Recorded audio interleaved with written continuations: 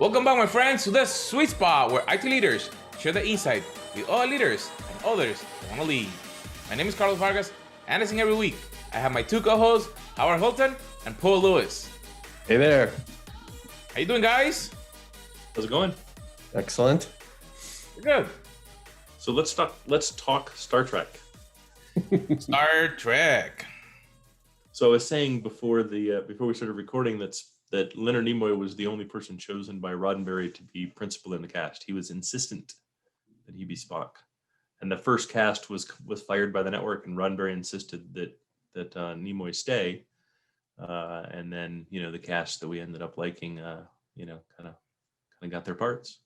Was that an unaired pilot? Did they actually film anything of the first cast?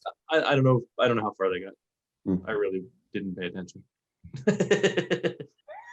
My patience for documentaries, surprisingly, isn't very high. If I'm going to watch a documentary, I'm likely going to learn something I really care about. I did a recent rewatch of TNG, and now halfway through a rewatch of Voyager.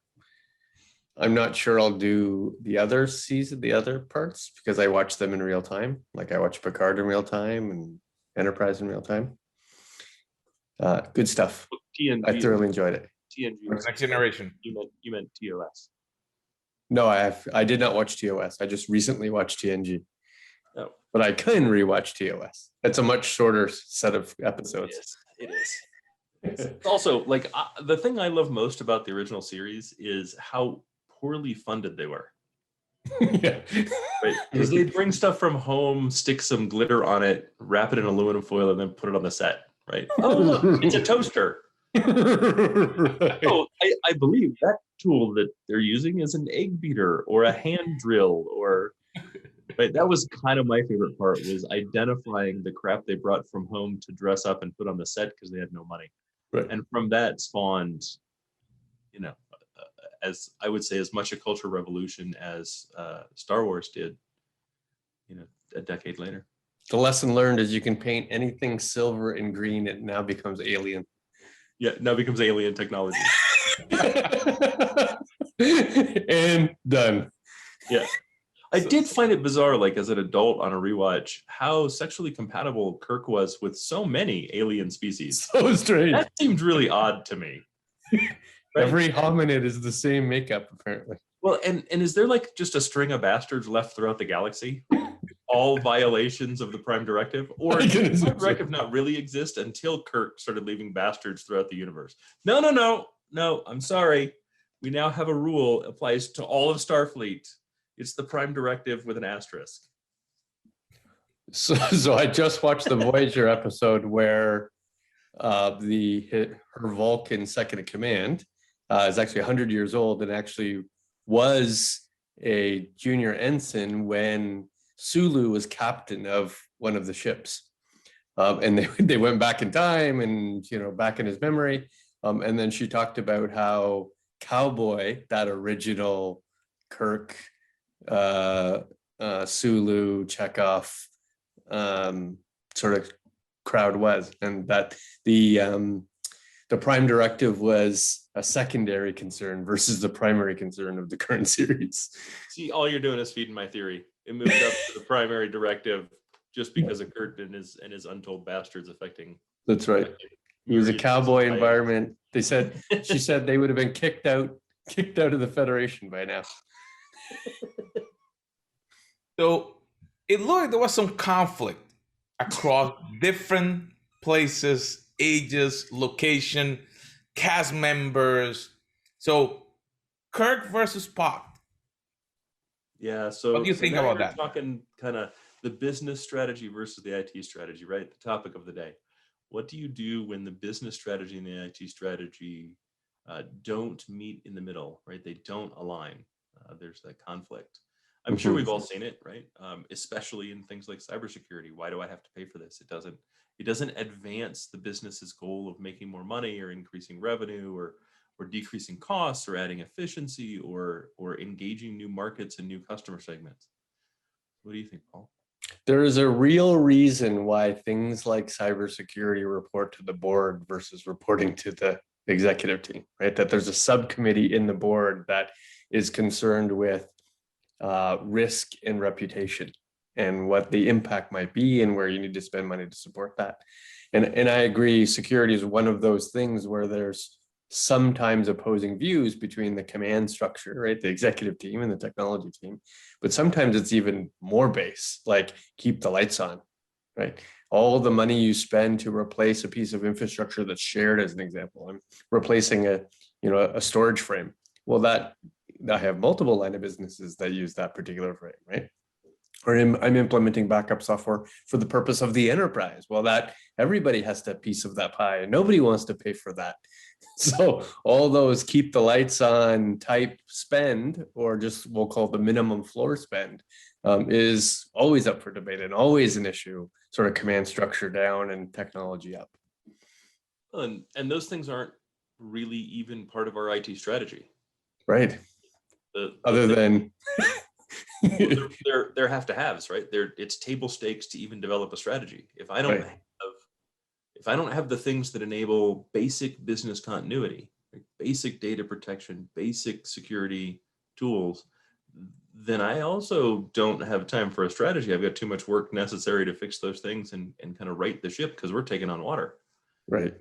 Or, warp drive has gone out and we're adrift floating through the untold miles of space, right? And no strategy is going to compensate for that. So, but it is interesting that does continue to come up. What about when the business is sold a technology that doesn't fit with the IT strategy? As if the vendor is going straight to marketing or straight to finance or straight to the plants or the branches and sold them a piece of technology to which doesn't align to either strategically or tactically what's happening in IT. That happens a fair bit, right? We used to call it shadow IT, right? Because they're just consuming things that may or may not be supported by IT. No, we didn't used to call it shadow IT. We now call it shadow IT. We used to call it, God damn it, please stop. Why are you? Who will let this person take a phone call? And we decided that was too long, and we shortened it to shadow IT. Right. And some of our reflective responses might have been, I'm out of here, right? Put your hands up. Not my problem, not my fault. Enjoy its technology, because it's not even going to be integrated to the rest of the things that I do, for fear that it'll negatively impact me. I'm not sure that's a choice anymore. Like if they buy and implement Salesforce, does IT even have a choice not to do the integration? But that's a good question, because what if IT is not supporting the business? What if there's something that IT haven't got time to look at, and now this vendor provided, and now the strategy need to switch? So I kind of agree with both your comments, but I also kind of disagree. IT strategy and IT trust of the business can't just be a one-way street, right? I mean, some sales guy sits next to your CFO on an airplane, and the CFO goes off and buys something. That kind of is a CFO problem. And you really need to question, why does the CFO, first off, why is the CFO enabled to make that decision? Like, granted, it's the CFO, but still. And second, why does the CFO not trust you? Right? It's totally different when the CFO says, hey, I heard about this new technology. I think it's really neat. I think we really need to take a deep look at it. And then it is incumbent upon you, because you trust that person, to say, yeah, I agree. I think we'll take a good look at it, and come back with a real answer. Right? And sometimes the answer is, we were going to go, EMC, you like Pure, your neighbor, you're at the same golf course, you'd want to help a friend or whatever, a neighbor. Yeah, we can look at integrating that. It's kind of 6 one, half dozen another, and there's some training involved and some other stuff, but yeah, we'll do that. I mean, if I'm being honest, not every single vendor decision we make is a strategic decision today. Sure. Right. There are some that are absolutely a strategic decision, right? But there are some that it's like, well, either I don't feel that the product is strategic for us today, or I haven't gotten around to kind of rolling that up into my larger strategy. Yeah, and it's highly replaceable. If I had to, I could, put it in the next cycle of change. Like, it doesn't have a detrimental impact to me if I use it. a permanence. that would. I would say things like VMware, almost always strategic. Right. A VMware replacement, yeah, that's not likely going to be a conversation that's going to be easy to have in the next, Right. 12 months. Doesn't mean we don't think about, what does hypercompute look like for us, right? What are we doing for our container strategy? What are we doing for our serverless strategy? We may not have got there. But the important thing is, it's okay for those things not to be aligned, right? It's two ships moving as part of a fleet.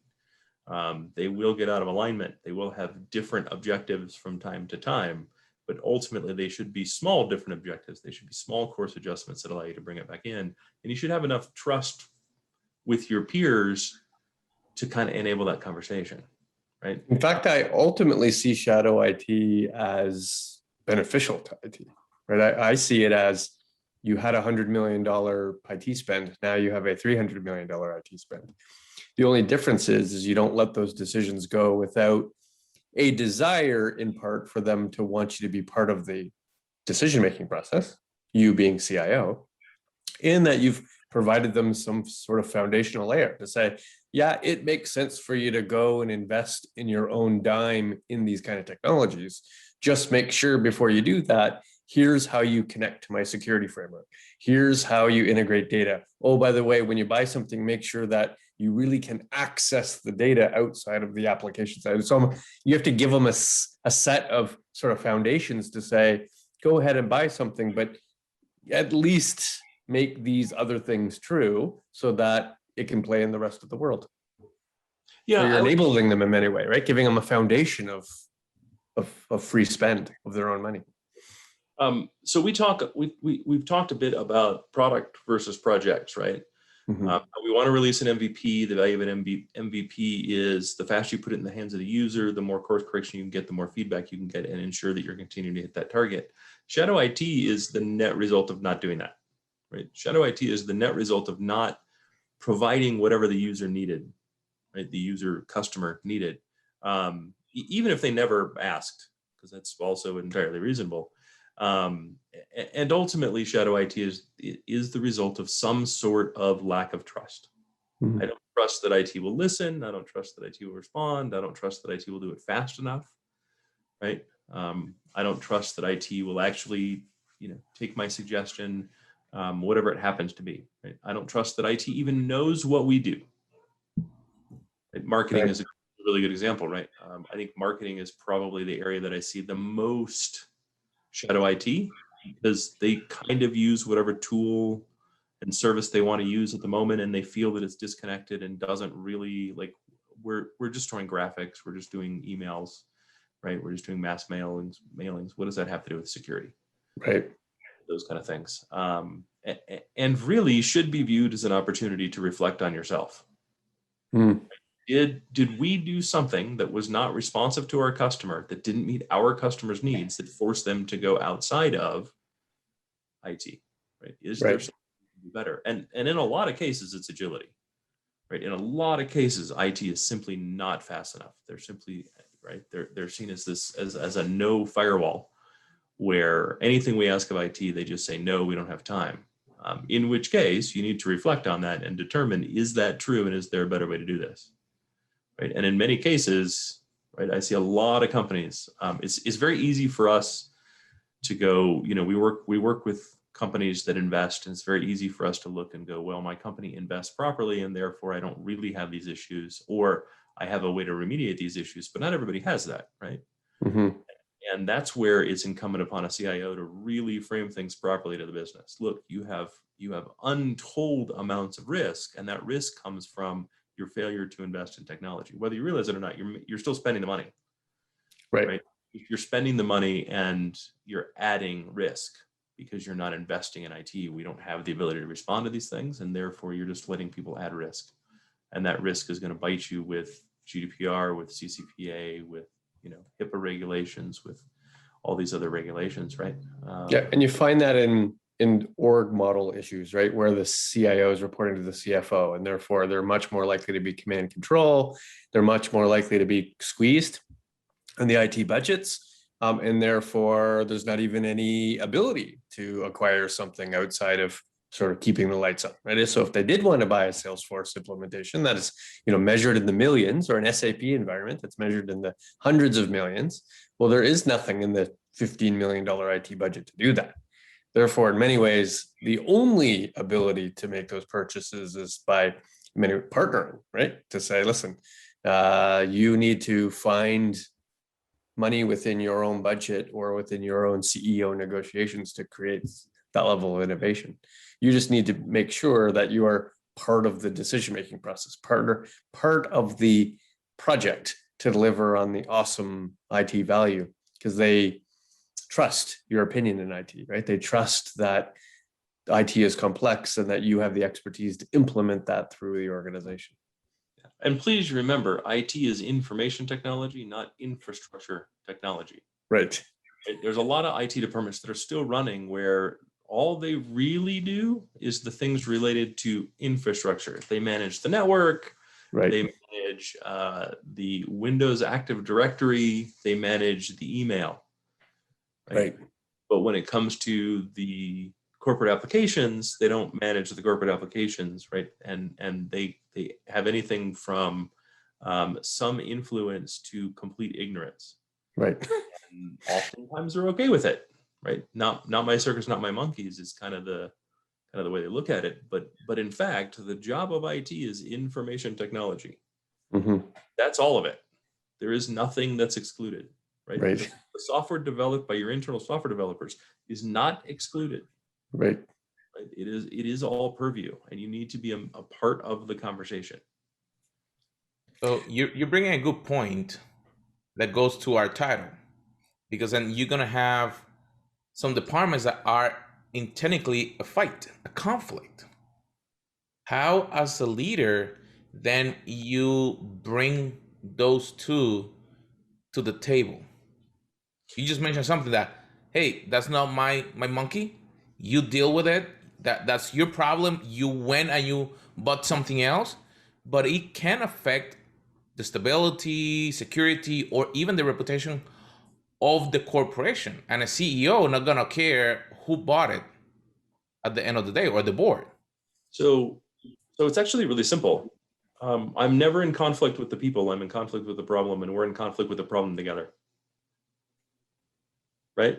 Software development has a problem. They need to push software. Like that's what they need to do. We have a joint problem in that the software has to comply with corporate standards.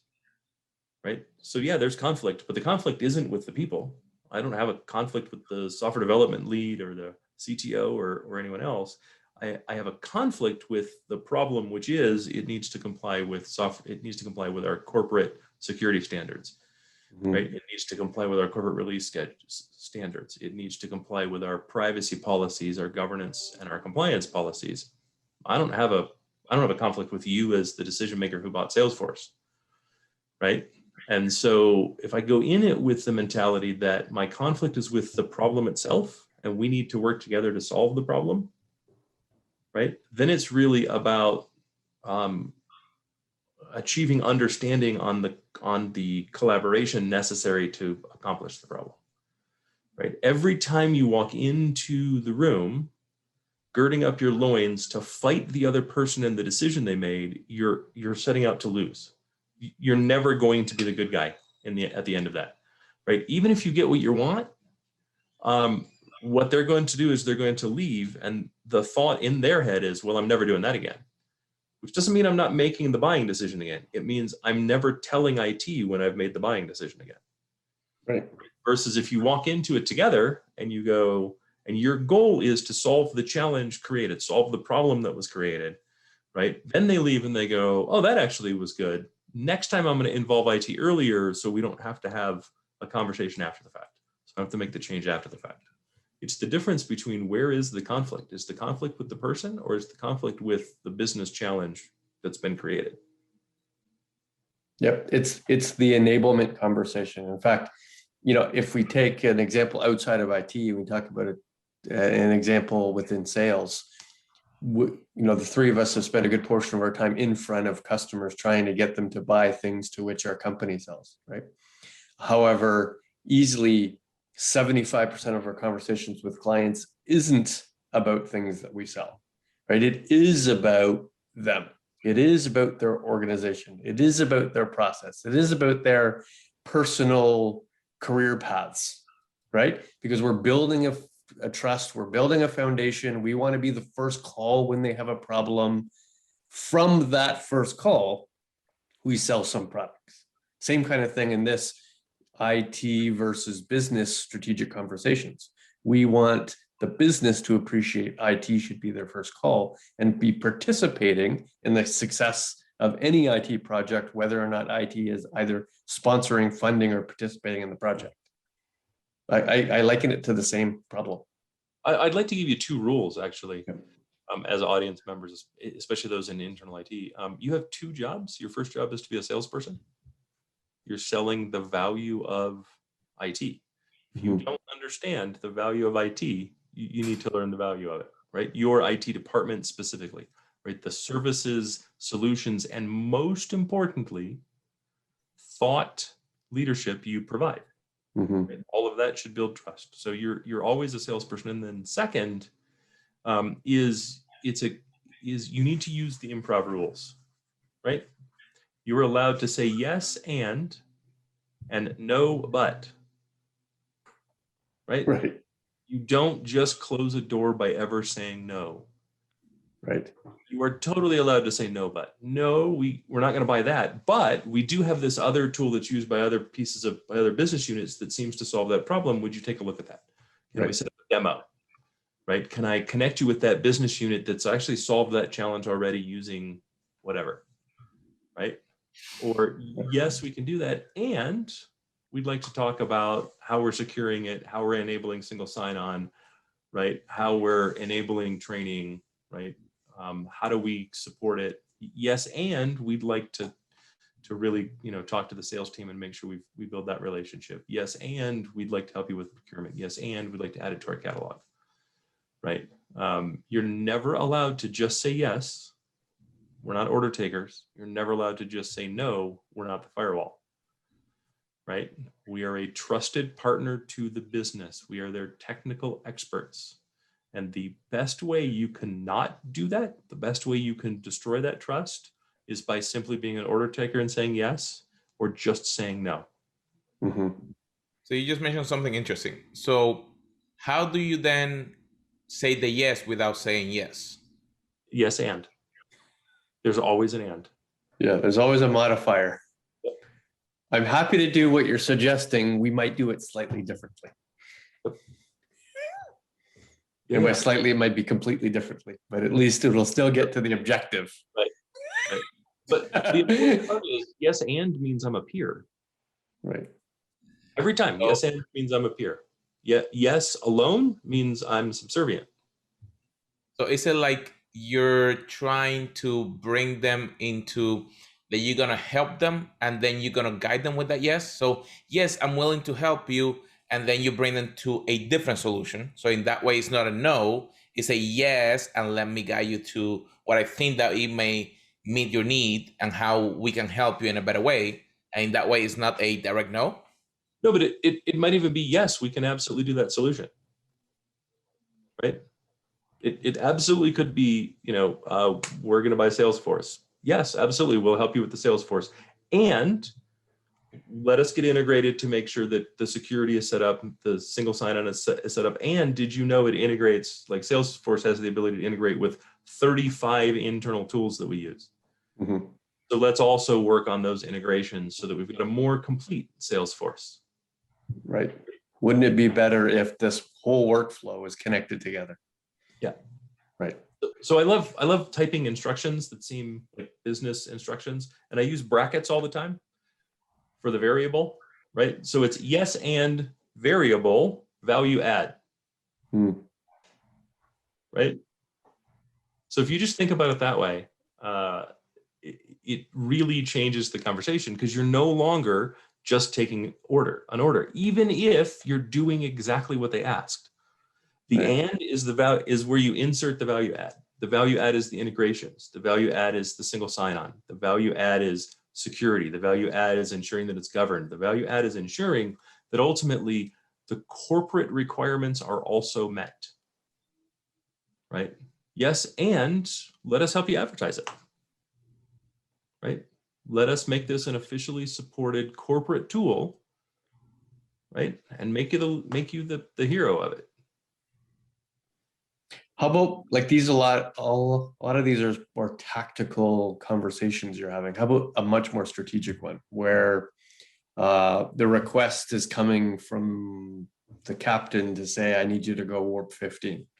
And it's technically, physically impossible with the current ship to actually go warp 15. Try as you might, there is no means to actually make that happen. What's the response? How does one go back to the captain, to the CEO, to the CFO and say, it's not a possibility? How much proof do you have to provide? Generally financial. I'll be honest, I tend to start with financial in those conversations. And it's a yes and, not a no but. Yes and. Yes, and we can happily do that. Here's my new budget projection for the next 3 years under that guiding principle. Right? Ultimately, my attitude tends to be I serve at the pleasure. Doesn't mean I blindly serve, but I serve at the pleasure. And if your goal is to go 50x, I'm happy to go 50x. This is the cost of that enablement. And the truth is, there is always a way. It's just, the cost may be more than your operating revenue for the year. It doesn't mean it's not a way, it just means it's feasible for us. And try to move away from the how and go back to the what. So yes, you think we require that kind of speed to get to this destination, but let's talk about getting to the destination, because that's really the goal here, right? So are there other ways to get there? Is there another direction? Is there a motto we can call? Is there a friendly planet next to you, right? Is there any number of other ways to still achieve the objective that isn't this impossibility that you're requesting? And why? Why did you decide this was the path to get there? Why did you decide this was the destination? Right. Again, we're back to that trust and trusted advisor.